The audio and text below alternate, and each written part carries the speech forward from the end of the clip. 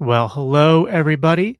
I'm Jacob Winograd. I'm with you here live in the LCI green room. Happy to be with you tonight, and we're going to get right into things. I have a returning guest on the show, and last time he was on the show, we had a conversation about actually atheism and Christianity and libertarianism and all of that.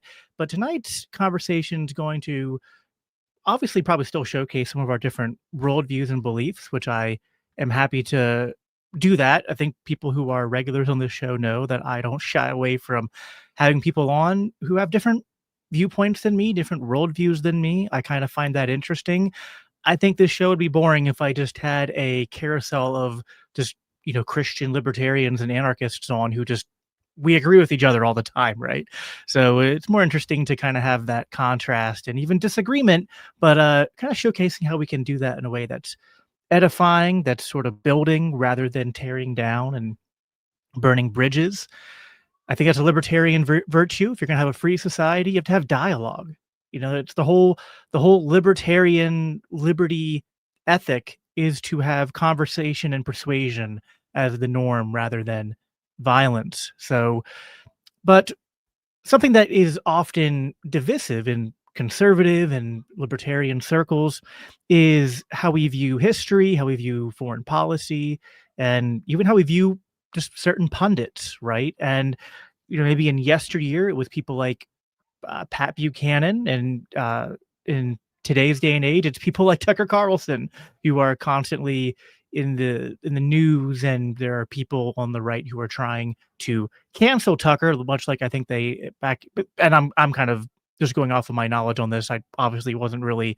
I was a kid when a lot of this was happening, but people I think were trying to do some kind of equivalent of cancellation, or at least smear jobs, or maybe in their mind they thought it was legitimate criticisms of Pat Buchanan.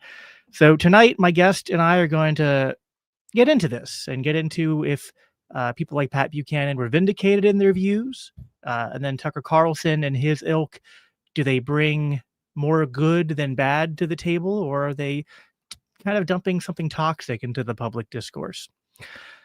The guest that I have on for tonight, second time on the show, he has his own show. I believe the title is The Rational Egoist. Let's see, how much do we have in different? I'm a Christian. He's an atheist. I'm an anarchist. He's an objectivist. And there's plenty of other things we disagree on too. But I rather like this guy. I think that we actually got to meet him a few months ago. I had a great time hanging out with him. I'm going to bring him up on the stage now. His name is Michael Leibowitz. So, hitting the wrong buttons there. Give me a second here to get this right. It's not like I do this full time. Hey, Micah, how you doing tonight? Oh, hold on. You're muted. We unmute you Oh, there. There you no. go. All right. Well, we're late. It's my fault. Just because I hit the wrong button. I'm woefully technologically inadequate, and I'm sitting here staring at a thumbnail for 15 minutes before I realized what was going on. Well, everything's objective except time. Time is relative. I don't know. There was a joke there or something. Michael, it's your second time on the show. You got your backdrop up behind you, unlike last time for your show. Go a little bit into detail. Just introduce yourself again to the audience, and tell us about your show. What do you talk about? What kind of guests do you have? What drives you? What are your interests? Ideas. Ideas drive me. Ideas have driven me, I should say, for quite some time. I like to have on a variety of guests. I'm an objectivist, and I obviously want to push objectivist ideas, but in order to try to make or get objectivists to be mainstream, I try to have on not only objectivist guests, but other guests, psychologists, philosophers, just to show where there's commonalities so that I can try to mainstream objectivism that way. Plus, I get smarter by getting to interview a lot of smart people. I've been able to have on a lot of guys that I read while I was, well, I don't know if this has already been said, but when I was incarcerated, I read a lot of people. Just the other day, I interviewed Sheldon Richman. That's out now. I used to read his columns in what's the word? The Ideas on Liberty magazine. I also, by the way, I do a daily show called the Capitalist Corner every day at 12 o'clock. That we live stream it. A lot of fun. We got into a big argument on the show today because I'm like you. I don't just want to talk to people that are just going to agree with me all the time. That's not my jam.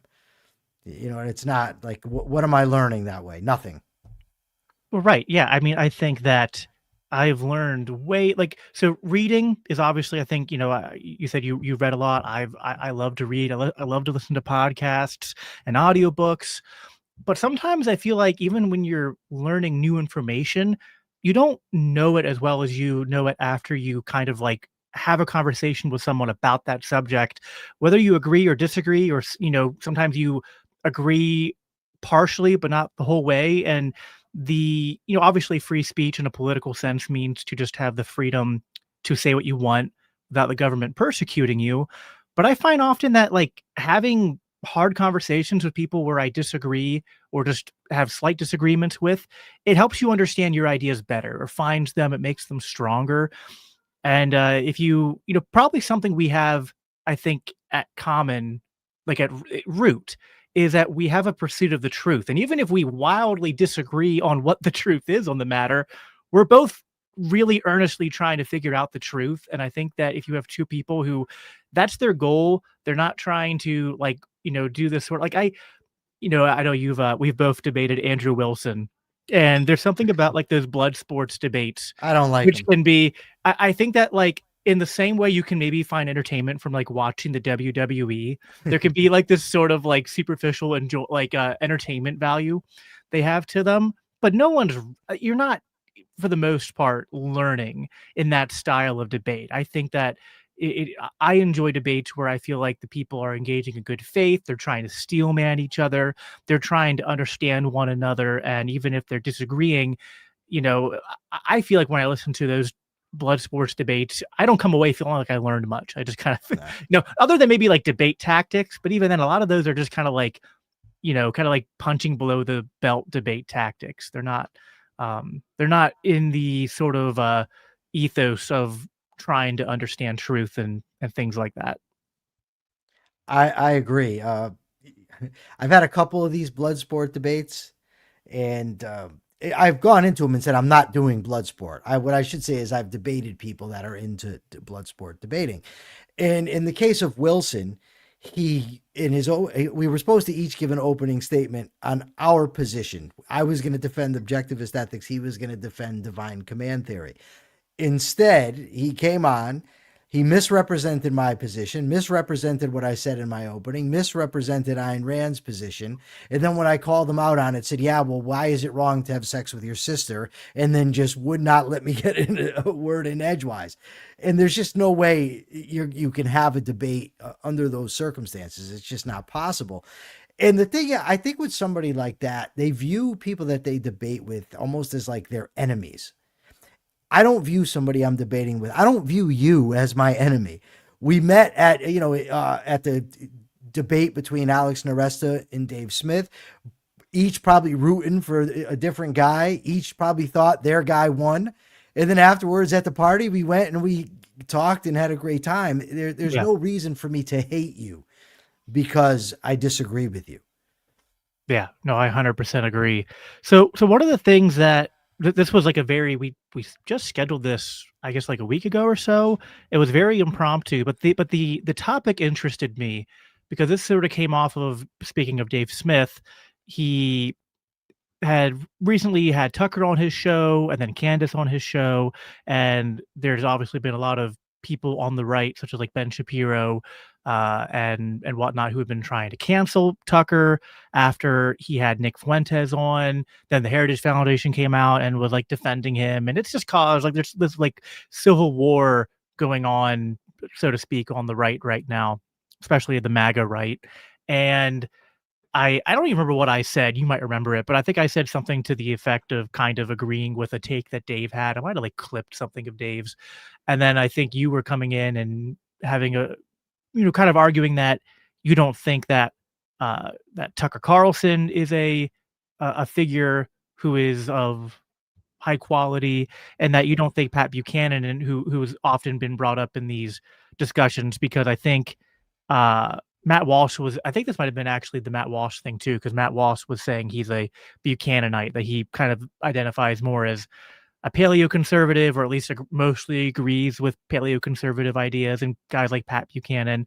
And there's a lot of controversies. That saying, history doesn't always repeat, but it rhymes. And you kind of feel like what's going on the right now is sort of like what they were going through, I guess, about 20 years ago, at least some similarities there. So I want to, you know, kind of give you the floor here to sort of open up with just your general. I guess we'll start with Buchanan first, since he's sort of the historic figure that a lot of people, even like guys like Dave Smith and a lot of Rothbardian libertarians, of course, if you go back to like the paleo strategy, they had a lot of affinity for guys like Pat Buchanan. So what's your sense of Pat Buchanan? How do you evaluate him?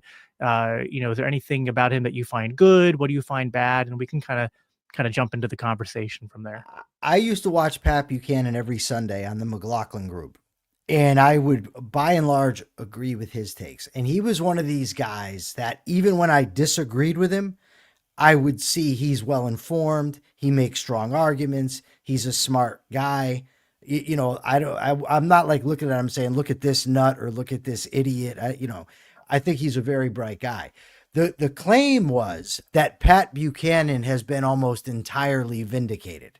Now, like you said, I don't remember. There's so much stuff on Twitter. I can't remember who says what half the time. But the claim was Tucker Carlson is great. Pat Buchanan's been vindicated.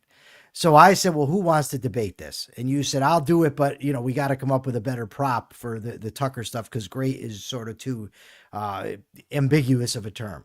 So the idea that I wanted to debate is on the vindication of Pat Buchanan. But it occurs to me that we haven't discussed, what does vindicate here mean? Does it mean that he's been proven correct? Does it mean that his views are widely accepted? And I'm not really sure what exactly is meant by vindication in this case. No, that's a good question. I would say, I guess it's one of those things that you don't necessarily even have to couch it in terms of like entirely vindicated is probably more a hyperbolic figure of speech. I mean, no one in history has ever been like entirely vindicated in everything they've said, other than I guess I would say that Jesus Christ was, but that's because I have a a Christian presupposition I'm sneaking in there. But any just human being, like I'm sure you would not even say that you think Ayn Rand has been vindicated in everything she ever believed or said, even though, but you would probably think that Ayn Rand has been like way more vindicated than not. Like rating like probably like 80 to 90% vindicated in It's going to most of depend her what you major. mean. It's going to Okay. depend what you mean. So, like, if we take Buchanan's views, and you could tell me if you disagree, but I got, I think, 5 here. He was on foreign policy, he was an isolationist. He was big against the neocons, against the relationship with Israel. That was a big sticking point for him. He opposed mass migration and multiculturalism. He actually wanted to have a 5-year moratorium on immigration to have no immigrants coming in. He opposed free trade, supported tariffs. He made the argument that the latter half of the 19th century was prosperous because of tariffs. He vehemently, he was a staunch Catholic, or he is a staunch Catholic. I shouldn't speak of him in the past tense. He's still living, but opposed abortion, and he opposed homosexuality and gay marriage. Those are issues that, when I think Buchanan, those are the issues that he made strong arguments for. Yeah, I think that's mostly like, I think I know him mostly for his foreign policy stuff. I think I've also heard, I'm not an expert, but I think his foreign policy is a little mixed depending on when you evaluate him, because I think he was very much a Cold War like warrior. So I think he was like, I think he believed, from what I can recollect, that we had to have this sort of I think he used the expression totalitarian bureaucracy at home to fight the totalitarian bureaucracy abroad, right? We had to become some kind of like world empire to fight against the threat of the Soviets. But then after the Cold War ended, he felt like, well, now it's time to return to being a more limited constitutional republic. and the neocons kind of coming in and saying, no, with the fall of the Soviet Union, now it's they use the term like unipolar moment, and we can, sort of take advantage of being the sole remaining superpower. This was something that Buchanan very much opposed. And so I think after that point, he did become more of a strict isolationist. Well, So he's also like he argued that we shouldn't have gotten involved in World War II. He debated Andrew Roberts yeah, for instance, on the character of Winston Churchill. he wrote a whole book on Winston Churchill. Right. So, but yeah, his arguments that are appealing to, I would say, libertarians are not we need a totalitarian bureaucracy to fight the Cold War. They're Right. isolationists. Right. Here is where I largely agree with him. Not necessarily for the same reasons, but I'm opposed to foreign aid, all of it. So for me, I don't want to give Israel money. I don't want to give Ukraine money. I don't want to give the Arab countries money, and I don't want to give anybody else money. So that's my reasoning for it. But to say Buchanan has been vindicated, if we're talking about in terms of effect, well, the president of the United States right now, although he ran on a platform of peace, he's bombing alleged drug dealers. He's, aiding Ukraine. We've got soldiers in Israel right now. So I don't know how we can say Buchanan's been vindicated. And about roughly half the American people still support America's relationship with Israel. So that hasn't gone anywhere. So regardless of what I happen to think, to say he's been vindicated here, I think in the minds of libertarians who agree with his views, he's been vindicated. But to me, vindicated means something more than just that. So are you saying that for him to have been vindicated, he would have had to kind of shifted the Overton window and like the majority of Americans to kind of like adopt something approximating his views on certain things? Well, that could be one way to. That's why I said we need to discuss what vindication means. Sure, because vindication can mean proven correct, or it can mean vindicated in the fact that people have now accepted his view. The two don't necessarily coalesce, right? Because people could accept the view and it just be wrong.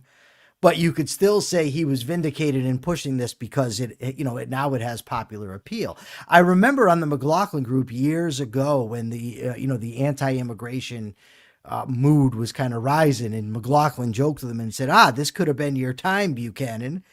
And so in a sense, then he could have said, well, I've been vindicated. That doesn't mean proven right.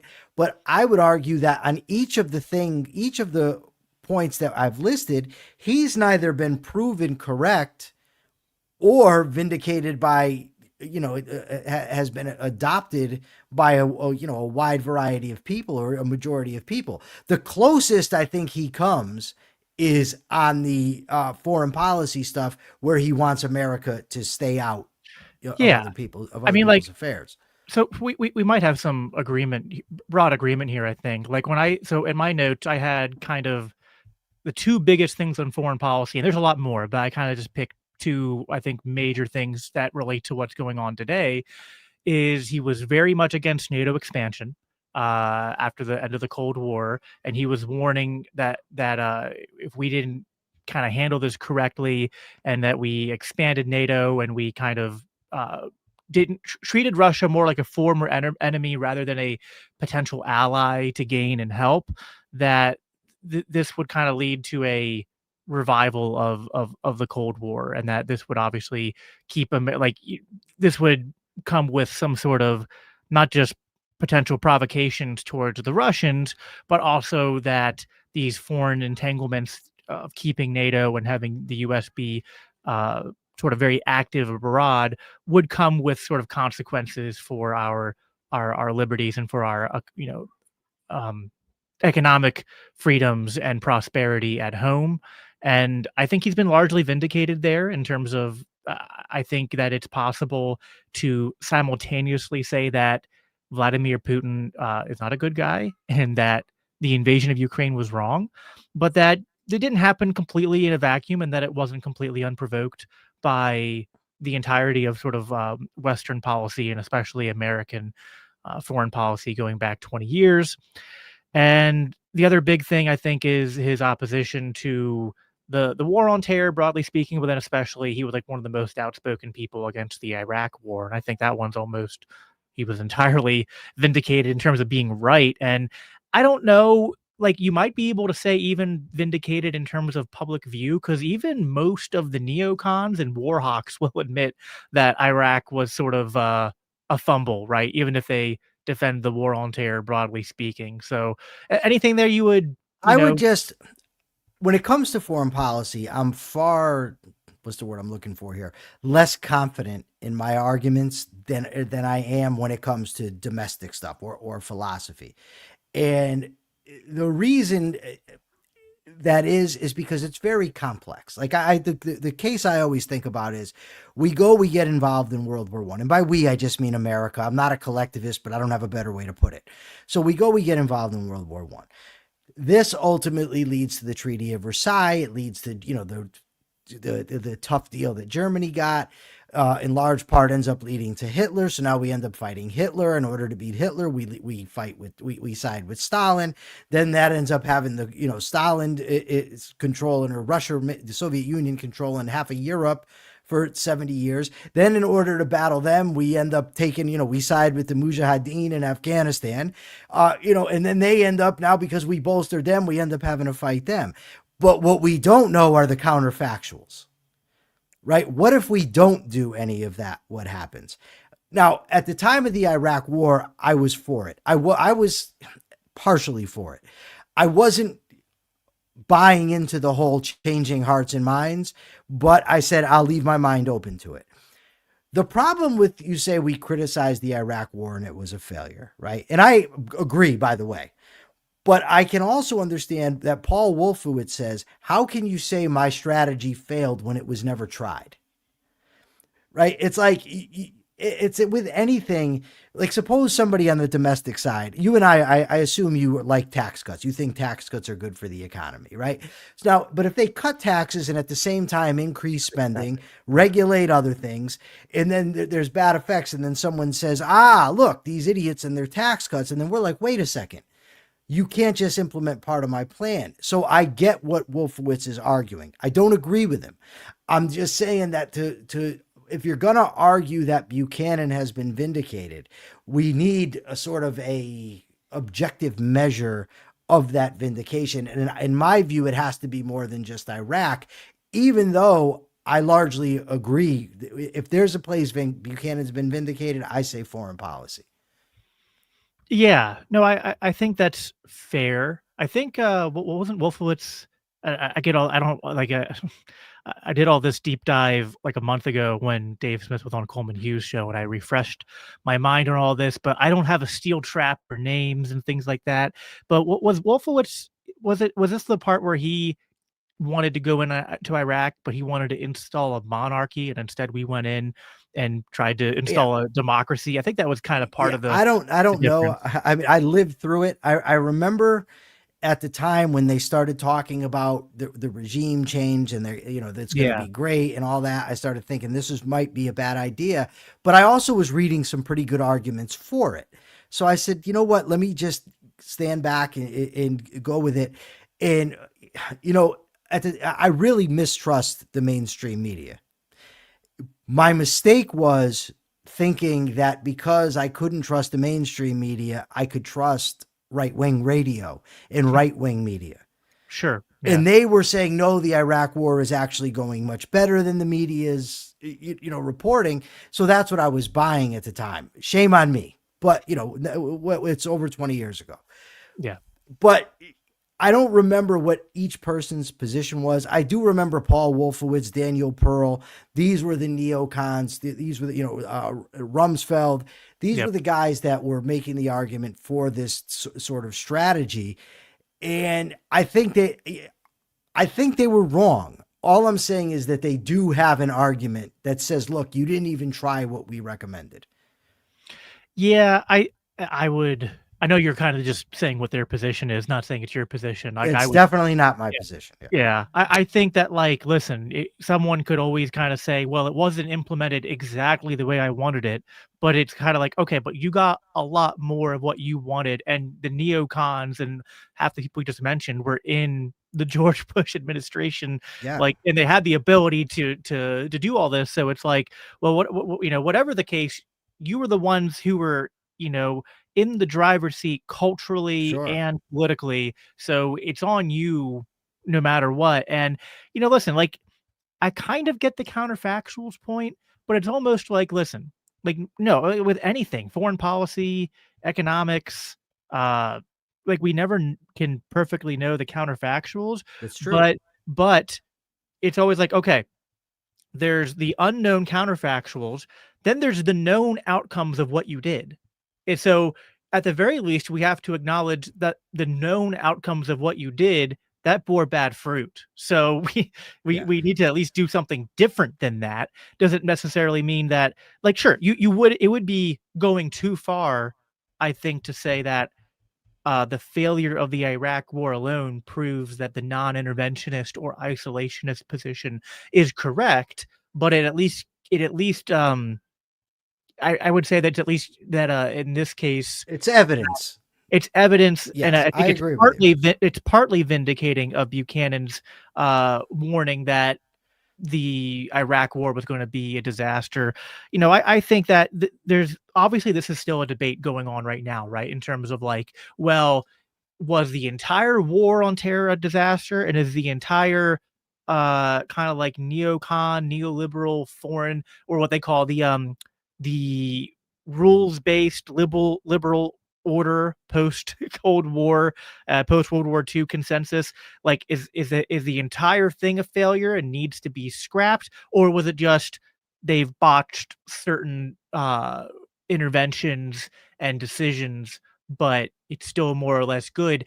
Because I think with their to Steelman, kind of what you're saying, they would actually zoom out and say, I remember that Bill Kristol debated Scott Horton, and I think one of the questions Scott asked, or no, one of the audience people asked was like, what would you have to, like, how do you evaluate success of your post World War II liberal world order? And he's like, well, that a nuclear bomb hasn't been used since World War II. And it's like, well, okay. And he's like, maybe this is all bad, but it could have been so much worse. I guess I'm kind of like, you know what? Like, at some point we have to run the experiment, I think, right? Like, we need to actually try a non-interventionist, or what people might call isolationist, foreign policy to get some data on that. Because I just think overall, like, if I asked you to even try to steel man, what's the good fruit of the neoliberal, neocon, however you want to label it, interventionist foreign policy of the last 50 years, I don't see what good fruit they could point to other than just the, like, well, there hasn't been another nuclear bomb dropped. It's like, well, that's I like, Well, okay. there also hasn't been a world war. I mean, and world trade has been opened up. I don't know what, maybe it could have been done better. But Iraq, just to, I agree, I'm gonna go with you on this. I think that this is a good resolution to the first part of his isolationism. I think he's been partially vindicated. I'll give you that, because in my view, I'm just thinking back now about Iraq, and no matter what they were going to do, I don't care what they did, they were never going to gain the acceptance of Muqtada al-Sadr. Right? He was never in the Shia. We're never going to want Americans there. And Right. that was evident almost from the beginning. So I don't care what, Wolfowitz would have done. So in that sense, I mean, Buchanan was vindicated there. And I do think that a non-intervention stance is the right stance to take. I just don't think that I would go along with Buchanan's arguments for it. Fair enough. I want to go to the next of your things. I want to read some of the comments quick, just because there's a lot of people who are watching this. A lot of people said hi at the beginning, which I appreciate. Hello, everyone. I will not say 677. Oh, you just got me. I just said it. Haha. Sorry. Some people said, "What's up?"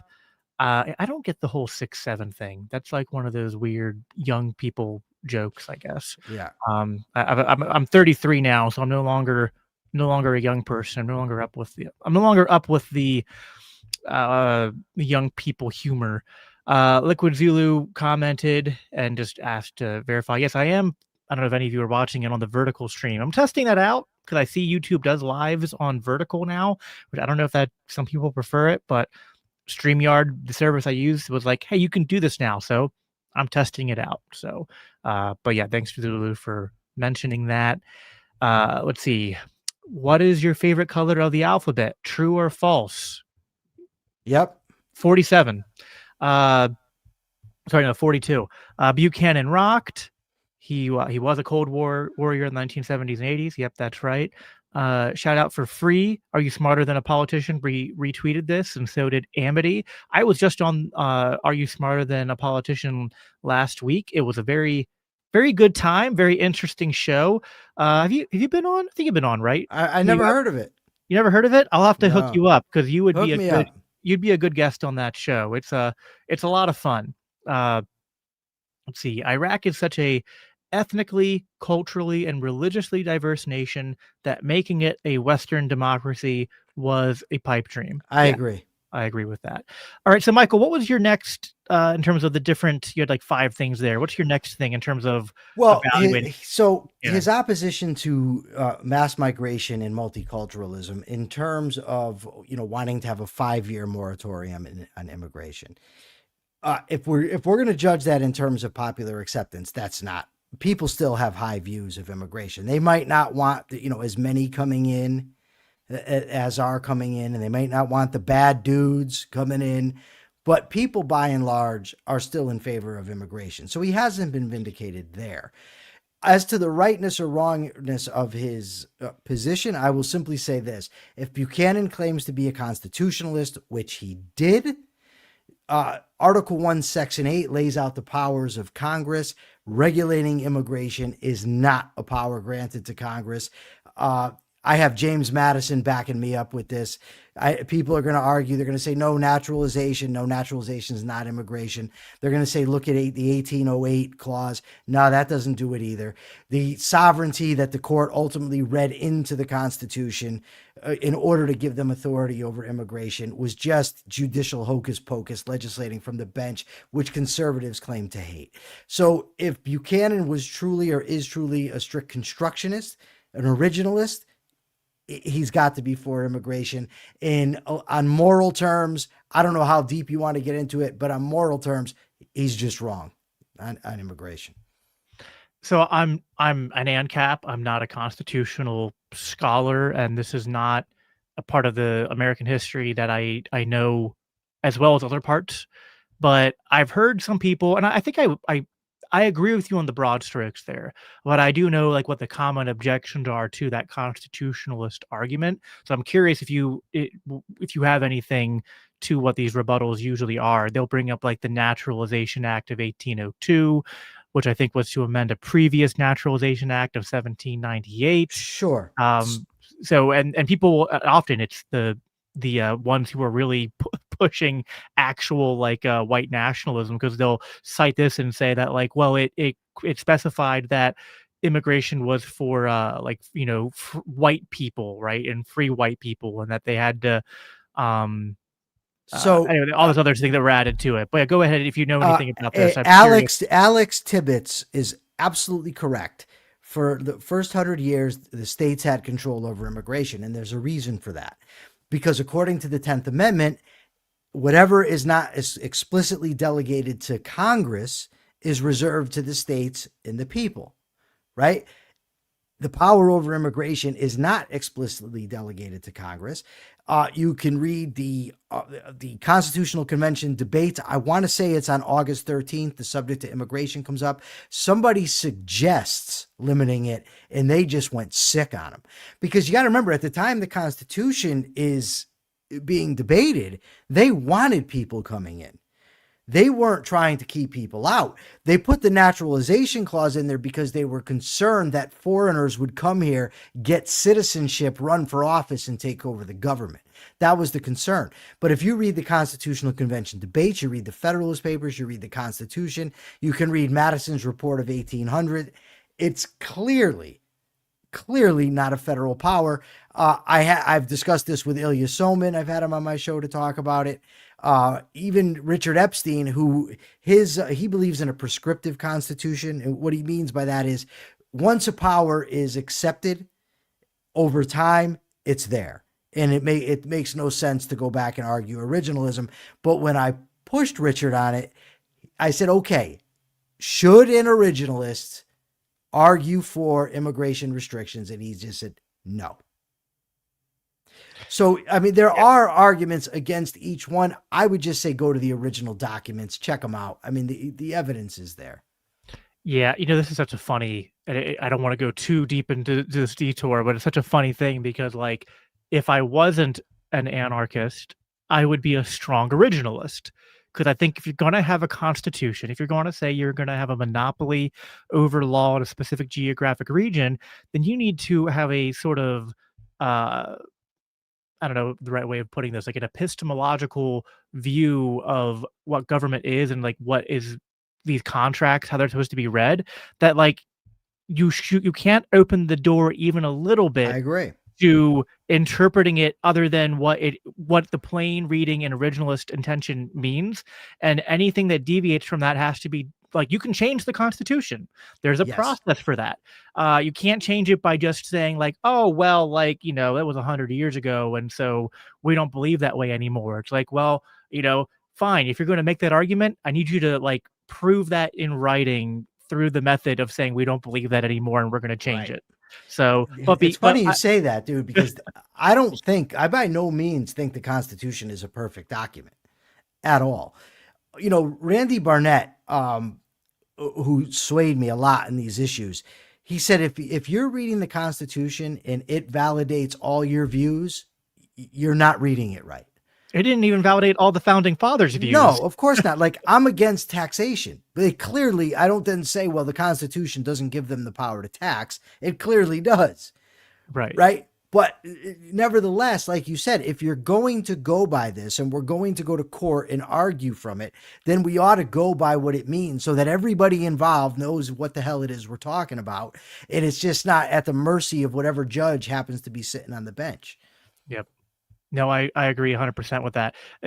That is why I know we'll go different directions with this. We'll look at the flaws of the Constitution. I think that like someone saying, well, the interpretation of the Constitution changes over time and there's no point in going back and trying to debate what's been kind of commonly accepted after a period of time. That's one of the reasons why I tend towards anarcho-capitalism. I know you would opt for just a better constitution, right? Or a better model of governance. Yeah, probably. I'd even I imagine you're probably of the opinion that it's not practical to have a government that governs as large of a geographic region as the continental This is what I think, Jacob. I think that if you and I were to have a debate, and I've debated many anarchists, famous anarchists, and I can concede that my position is very utopian in a sense. And I think that your position is utopian in a sense. And what I mean by that is, in order for you to have an anarchist society, you're going to have to convince enough people to have an anarchist society. In order to have a minarchist society where you have one government, but it's funded voluntarily or through lottery or some such thing, you're going to have to convince enough people. The only way either of us gets what we want is to convince enough people. Yep. It's simply impossible. The culture simply right now, it's not happening. People need to be convinced of liberty. A constitution's not going to protect us. Laws aren't going to protect us unless we have enough people that are going to accept the ideas. Nothing protects us. So I learned that, by the way. Let me just say one last thing. In prison, I used to be involved in this thing called the Alternatives to Violence Project. I was one of the inmate facilitators. And to me, it was very important that we had a high moral standing in the prison community. We simply could not have guys in the community saying, you're talking about that now, but I know what you do in the block. But the other inmates, a lot of them weren't living up to what we should be doing. So I said, aha, I've got the solution. We'll adopt a set of ethical principles. Everybody will sign it. That'll solve the problem. Everybody signed it. Nobody adhered to it. When I went to argue, they all said, Leibowitz, you're being way too literal, because the culture wasn't right for it. And our culture is not right for it. Yeah, no, I agree with all of that. I think that's a good segue back into this conversation about immigration and Buchanan, because this is a subject that I really struggle with. And I'm curious, like, let's just like remove the is it constitutional or not from the analysis, and just like Buchanan's view that if we didn't have a sort of like pause in immigration and be careful about who's coming here, that this would be detrimental for American culture and liberty long term.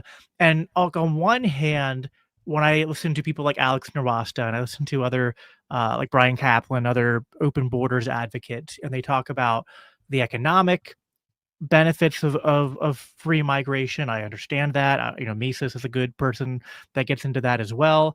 And also, there's just the sort of practical libertarian critique that you give the federal government the ability to be the central planner who decides who can be here and who can't be here.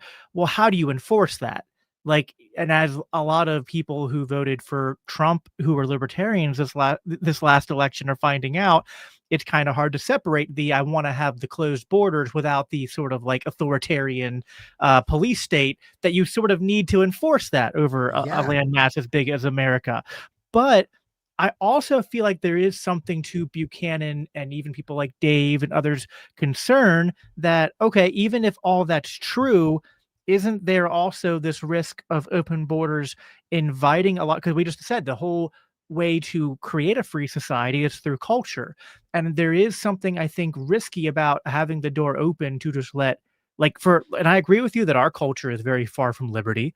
I also add, as a Christian, it's very far from, insofar as like there's people who think that we're a Christian nation. I go, I don't think you're anywhere close to exhibiting what I would define Christian values as being. Nevertheless, it's a lot better here on both of those fronts than other places in the world. Sure. And inviting, like, so on one hand, when I'm in my non-interventionist arguments and foreign policy arguments, I'm kind of critical of people who like to reduce that calculation to just Muslims bad.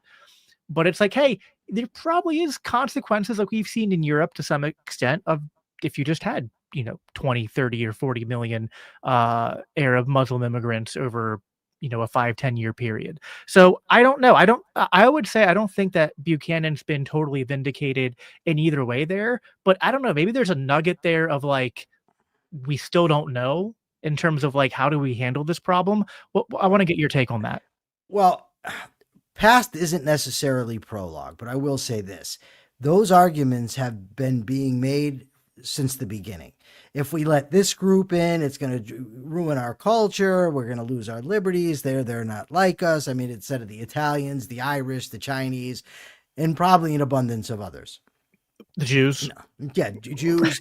Now it's primarily said in terms of Muslims and South Americans. So that's the first thing. So that's all. It doesn't mean now the boy who cried wolf, right? Eventually the wolf comes. So, but it does make me pause when people are saying that, so that even when I do sense that I have an inclination to say maybe there's something to that. Okay, but is that just my own present bias, the same way it was the bias of the people back then? What is the actual evidence that that's occurring? And there's also the case that the people that come here often want to come here because of the freedom. They want to get away from other places. So it's almost like they're not the norm that's in the place where they are, right? They want to come here for something different. And then you have the thing where it's like, okay, are we going to be initiating force against people? Because in order to stop them, you have to initiate force. And then there's the further argument that you just made. In reality, what happens? They want the ICE is on the streets. They want to put the military on the streets. They want to, the National Guard all over the place. American citizens are getting caught up in this problem now. It's just that all that is part of the equation. But to get back to Buchanan, I don't see how we can make any kind of argument that he has been vindicated on immigration.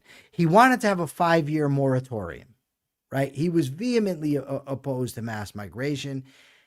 And the American people aren't where he is, that's for sure. Ethically, I think he was wrong, and constitutionally, he was wrong. So I can't give him any vindication. I get where you're coming from, and I think that it's one of those things where I think we could probably find a lot of agreement here.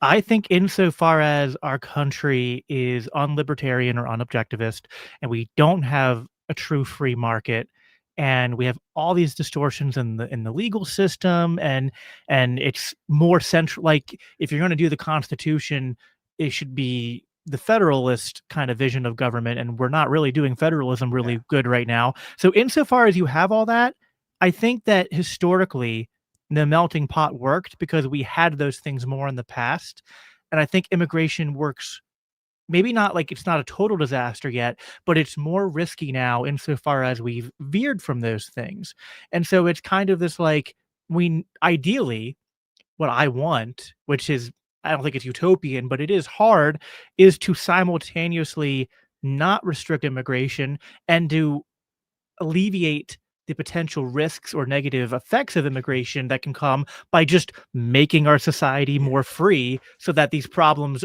don't I crop up as agree, much. but see, to me the argument is always we need more freedom, and that was something that libertarians and conservatives used to understand, that controls breed more controls. But then when people come and say, no, no, you can't have immigration when you have a welfare state, okay, well then let's argue to get rid of the welfare state. Let's just consistently argue against controls. Now we have a guy in the audience, and this guy, I got to tell you, it's like every single time I ever interact with him, I feel he misrepresents what I say. Right. So he says here, you can defend private borders and even open borders without pretending civilizational enemies and invaders don't exist. Okay. We weren't even talking about that. We were talking about cultural impact. And my point is only that I'm very skeptical of the claims that allowing immigrants in from wherever is ultimately going to destroy the culture. Of course, there's bad actors out there that want to come into the country. Of course there are. Well, But go ahead. what if we have evidence of like and I think there's a slippery slope here.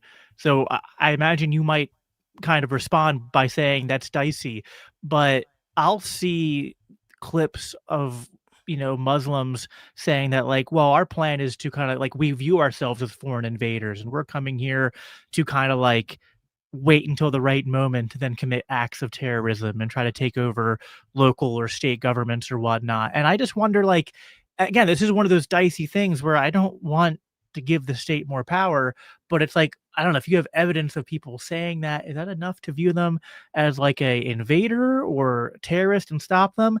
And you know what I mean? So I think that's kind of Casimir's point, which I I'm kind of like with you on this. Like, I actually had a whole debate with Casimir on this sometime in the last year, and it's complicated because on one hand, I feel like sometimes there are these oversimplistic, cartoonish depictions of Islam and Islamists. And listen, there's all sorts of, not just in the mainstream media, but I think in social media, that the algorithms and the content creators are often sensationalizing claims or making unfounded claims. And you Yeah. got to like be really careful with that. But I also feel like we can go too far the other direction. And I'm not saying you're doing this, but I think to Casimir's point, some people I think do just sort of have this sort of like a naive view of other cultures or the Arab world and just kind of be like, oh, they're all just like us. Yeah, that's silly, right? Right. The question to me is, are there enough that they're trying to get here to take over the country? I don't believe so. Then there's the argument the Chinese are sending people here. I don't buy any of that. Now, if you're asking me personally, not constitutionally, if I'm the boss, what is my position on immigration? If I'm the boss and you have somebody that wants to come into the country and there's evidence of them saying we want to go there to take over the country, we're going to wait, I'd say get them the fuck out. Right. I don't have sorry to swear if I'm not supposed to, but you know what I mean? I don't have an issue with that. I don't even have an issue if I had my druthers. If I'm the guy that decides, I would say if somebody's got a communicable disease and there's evidence of it, you don't let them in. And if somebody is demonstrated to be a violent risk to people, you know what I mean? If there's good evidence, I wouldn't let them in, but that's it. Yeah. No, I think there's, I think we could do like a whole podcast just on this. Sure. It's like I don't know that I think we're in the same chapter. Like maybe not on quite the same page, but I feel like we're kind of understanding where we're at. And I think we're actually kind of close on that. I know there's a lot more on Buchanan we could talk about, but let's try to maybe hit maybe one or two of those really quick. Because I do want to talk about Tucker Carlson. Tucker Carlson. Too. Okay, I'll do him. Buchanan opposed free trade. Now, obviously, he hasn't been proven right on that because he's wrong. Right. Right. So obviously that is, and the American people by and large support trade. You do have about 40%, I think, that support protectionism of some sort, but by and large, Americans support free trade. Yeah. Trump did not get elected on a wicked mandate. And he didn't get elected because he was this superb guy. He got elected because he was running against a buffoon. Yeah, no, I think that's right. Yeah, I agree, and I agree with you on free trade. I think there's also this irony, and Hoppe made this point, that like when you restrict free trade, you actually increase the incentive for immigration in totality, including illegal immigration. And there's actually less of an incentive for people to come to America if they can have the full economic benefits of trading with America. So that's something that I think just, all the MAGA people, I'm all for non-interventionism, but I don't like the term isolationist because it usually means non-interventionism and anti-free trade, and I am not anti-free trade. So the other two things we can just run through these is that Buchanan opposed abortion. Most Americans support it. Whether you could be, that's an argument that could go on forever and ever, whether it's murder. So I don't see how he could be vindicated on that. In gay marriage and homosexuality, most people support it. Most people aren't opposed to that. What is he talking about? This is what I mean. So Casimir just now says, does Michael really think this is comparable to the Middle East? I don't know what he's talking about. So I have to ignore it. Like, I'd like to engage him, but I'm clueless as to what he's talking about. Here's what we'll do. We will put a pin in that. And I think this is actually a really good conversation that maybe the three of us should schedule at some point down the road. Me, and Casimir? Yeah. I'll do it. Listen, Casimir, he's always coming in and taking shots at me on X. I don't block him. I actually had a decent conversation with him when it was, over the phone. It was nice, but I don't mind that. Here's the thing about Casimir you learn, and I've learned to kind of like check myself here, is that this is what he does. He comes into the comments or he comes on X and he comes punching. But then if you actually have a conversation with him, he's pleasant. And he's even said that's kind of his approach. And you can criticize that, but I think he's not a I'm up for it. The three of us, we could have it out. We could, anybody, if you want to see, listen, I'm on the Capitalist Corner. Mark Pellegrino is one of my best friends in the world. Today on the Capitalist Corner, we ended up screaming at each other for a good 10 minutes. I don't mind arguing. I'm fine with it. It's so funny that like I know Mark more from, I was a big fan of the Supernatural show. So anytime I see him, I'm just like making jokes about him being the devil, but not like to insult him just because he played the devil for. Yeah. All right. You want to do Tucker? We could pivot to Tucker. Yeah, let's talk about Tucker, because the abortion and gay marriage stuff would be just giant wormholes. You're certainly right that the country, he's not been vindicated on those views entirely, even though I have specific opinions on those. Okay. Do you want me to just make my argument against Tucker Carlson? Yeah. And then you can respond? Okay. Go ahead. First of all, epistemologically, he's faith-based, heavily religious. I know you are as well. I don't think that you go as far as he does. He's actually said your gut will never lie to you. If you feel deception, then you are being lied to. So he says that your feelings are adequate means of perception, of gaining knowledge. The guy says, let's talk about his credibility. He says the US government works with demons. He says demons are flying around and that demons are traveling underwater. He says demons attacked him in his sleep. So he makes these like just far out claims. But now let's look at the factual claims he makes. He says that polygraphs are accurate. He doesn't know why they aren't allowed in court. In good conditions in labs, they're about 70% accurate. But he says it's just a fact. It's just a fact. No, Tucker, it's not a fact. He said, we still don't know how they built the pyramids or when. Also not true. Anybody can Google it. They do know. So he's wrong about that. He says no one believes in Darwinian evolution anymore. That's obviously not true. Even if you think evolution is wrong, scientists accept it. Most people accept it. In his conversation with Nick Fuentes, he says that pornography is making people gay, and that porn is a bigger threat than Iran. In his private chats, he said he hates Trump, but then at the convention, he says he loves Trump. He recently said that if he had a daughter like Liz Cheney, he would commit suicide. He took pot shots at Dick Cheney. This after saying, basically as a Christian, he doesn't do this kind of stuff. I submitted a couple of his episodes to Grok for analysis on how many inaccuracies. In Tucker Carlson's conversation with Joe Rogan, according to Grok, Tucker was wrong 19 times. In his conversation on his recent podcast where they talked about the Christian genocide, 18 inaccuracies. When he interviewed Nick Fuentes, 12 times he let Nick Fuentes get away with major inaccuracies and didn't check them. So credibility, in my view, his credibility's pure garbage. Now, if we go to his views, well, at the Republican convention, he insinuated he's for the war on drugs, saying we know where they are when they're bringing these drugs in. We were able to bomb the Ho Chi Minh Trail. Why can't we get these guys? He's a big supporter of tariffs, and he's heavily criticized libertarian and Austrian economics, saying it's bad for people, the regular people. We're beholden to ideology. And then he says, and this is back to his credibility, he says that the Republican Party is beholden to libertarian economics.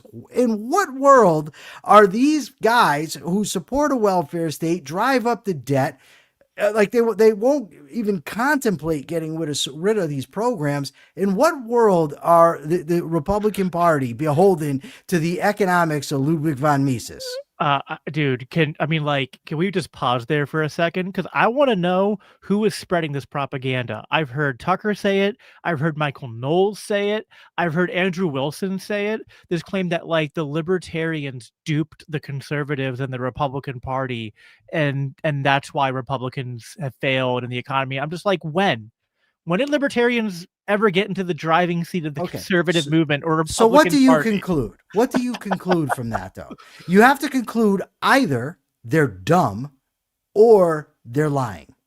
I don't see another option because it's obviously ridiculous. I think that Tucker is a mixed bag. I don't think that Tucker is like a philosophical role model. I don't think that he's like a true intellectual. I think in some ways, I think a lot of people like him because he's kind of like a regular guy and just kind of speaks his mind. And yeah, a lot of his stuff is kind of just based on intuiting stuff or is just wild speculation. And it's fair to criticize him for that. I mean, I believe as a Christian that there's demonic influence, but I think you got to be careful about as a Christian, you need to have some kind of epistemology for evaluating and checking that stuff. That's not just like my feels. So I think Tucker was really good during COVID. I think Tucker was one of the few people who was willing to. Didn't he call for lockdowns, Jacob? There's a lot of people who, I guess, if you go early, to the very beginning of COVID, when there was a lot of uncertainty and fear, yeah, there's a lot of people who got that maybe wrong on day one.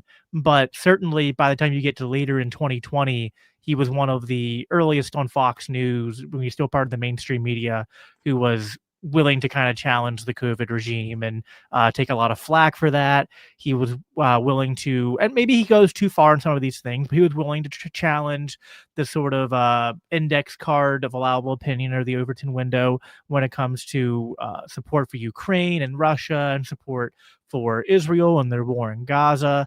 And so he's uh, he's a mixed bag. I think there's a lot of the things you brought up are the things where I would either be kind of neutral or iffy on Tucker, or probably critical of him in a similar way to what you are. But there's just other things where I think he's one of the few voices on the right, and did this while he was still at Fox, who was willing to say things that kind of challenge the hegemony of the mainstream conservative Inc. viewpoints that are so fundamentally uh, wrong in the Is worst he though? ways. Is Well, he? where do you disagree? Well, you earlier mentioned the people back in the day, the mainstream conservatives who tried to cancel Pat Buchanan. Have you ever watched what Tucker Carlson said about Pat Buchanan back Oh then? yeah, no. I mean, Tucker is a self-admitted. He used to be a neocon, and No, he I used to. got it. Okay, Yeah, he was. Then he was at CNN. He was at the Weekly Standard. Then he was at Cato. Then he was at Fox. And I'm all for changing your opinion. Listen, I was for the Iraq War. Now I'm not. It healed me forever of that disease of interventionism, right? But when you start to see somebody's views change according to where the money is, I'm getting a little skeptical, especially when you see in public how he talks about Trump and in private how he talked about Trump. yeah. I And think when I there, see all these lies, how can I believe what he says? I do think that. Listen, I think it is. If you wanted to say that we need to treat Tucker as someone that we take what he says with a grain of salt, like when I tell people, like if I was going to give them a list of like the top 15 people I listen to and I consider them a uh, trustworthy source of getting news and analysis and getting at the truth, Tucker doesn't make my list on that. So Well, that's good. Now, Dave called him a hero. That's where this started. Dave called him a hero and called him so the great Tucker Carlson. I That's what I disagree with. Well, I think that the things that Tucker got right and the stances he took, and even like, let's just say, for sake of argument, that we took the most cynical view and say that he had some ulterior motives for those stances. The impact he had, and the fact that he, in my opinion, took the right stances on some of these very important issues and kind of spoke to what a lot of people's frustrations were when it was like, during like 2020 and 2021, it was like, so we're locked in our homes, but people can go out and riot, and that's okay, right? He called that stuff out, and maybe got COVID wrong early on, but then quickly shifted and was a voice for people who were seeing the corruption and seeing that the COVID insanity didn't have any, didn't See, have a sound basis for what they were doing. And then I think he was also one of the earliest to call out the sort of like the sort of narrative that was being told about the Russia and Ukraine war. And then we got a lot of flack for then doing the same thing with Israel and Gaza. Now, his handling of all of those things, I can find holes to poke on all of them. yeah. So I'm not, but I think it's kind of like, if I'm evaluating him on my standard as a libertarian and Christian, of the type of Christian I am, he's not good enough for me. But when I consider, like, okay, but like, compared to the swamp of the mainstream media, and that people were listening to him when they're not likely to listen to the people that I would listen to and recommend, I go, all right, he had a very positive impact on those few things. So I am going to give him credit for that and be glad that, like, overall, on balance, I am glad that we had Tucker Carlson, not Bill O'Reilly, kind of like leading and Okay. speaking to a lot of people. And so this is kind of like a compared to what sort of Okay. thing. So there's a couple things that I want to say. First, when you have the top influencer that's known as a libertarian in the country, Dave Smith, it's unequivocal, right? If you're talking about, we could argue, is he a libertarian, not a libertarian? I really don't care about that right now. The point is, he's known as a libertarian, especially to people who aren't libertarians. They know him from Joe Rogan. Maybe they turn into his podcast. You have a libertarian like that referring to this guy as great and as a hero. Somebody that's not a libertarian that knows what Tucker Carlson is like, what? But that's just not good. You have to be careful. Do you remember you and I talking? We were talking over Twitter when you were going to endorse Trump. And by the way, your admission that you were wrong, I find so commendable. We're all wrong at times, and it's important when we just say, yeah, I got it wrong. It happens. I was wrong about Iraq. That's worse than being wrong about Trump, right? And I told you have to be careful because then that becomes what you're associated with. And if you're giving him praise, not you, but Dave, he's a hero, that's dangerous. But something I want to ask you, because it seems to me that I missed something because I was in prison at the time. And I was dealing with my own COVID problems. It seems like COVID has so fundamentally shaped so many people's views that when, like you said, well, he was good on COVID, that it's almost like being good on COVID in some people's minds outweighs like everything else. But it doesn't do that for me. I don't care that he was good on COVID when he's for tariffs and getting on his show and criticizing libertarian economics. I don't care that he's good on COVID when he's giving all these lies, mistruths, when he's got Nick Fuentes in front of him and doesn't challenge him on his false claims. But a lot of people, the people that were good on COVID, they really appreciate that. Do you think there's anything to that? Yeah, I think so. So let me do this because we're short on time. Here's how Yeah, I I'm going got to it. do No, it. Yeah. I know. You So told me 9:00. You've already given me way extra. yeah, no, it's fine. So I'm gonna just remind people that when this is done, if you're on YouTube, you'll be redirected to the live stream I have coming up after this, where I'm actually going to be talking about Dave Smith and the video that Liquid Zulo did, and kind of get into that because I was part of the Mises Caucus, and a lot of that was criticizing Dave and the Mises Caucus strategy, and I was in that video, so I figured, well, I'll kind of give a short, reaction and thoughts because I thought there was stuff there that I agreed with and disagreed with. So I want to let people know that that's coming up. And yeah, so on what you and then so what I'm going to do is I'm going to give my kind of final remark on that and then give you the last word. Sure. So I think that two things can be true at the same time. Like, because I don't really disagree with what you're saying. I guess I just kind of feel like we live in a society where sometimes we have to kind of accept the flawed people who make an impact for what they do. And like, listen, like we said, we have to change the culture. I wish that there were people who, instead of being drawn to Tucker or even to Candace, even though I have kind of a similar view about her, or to just these big I wish people found better heroes overall, right? Uh, at the same time, I guess I feel like there is like we needed someone to do the job on these important things, and COVID could have gone so much worse. And I guess I feel like because we are out of it now, maybe you disagree, but I feel like we can maybe, because we're no longer in it, we forget how bad it was and how much worse it could have gotten if there wasn't enough, like if there wasn't enough voices speaking out and sort of like very large pockets of civil disobedience where people just kind of stopped obeying the mandates in all these places.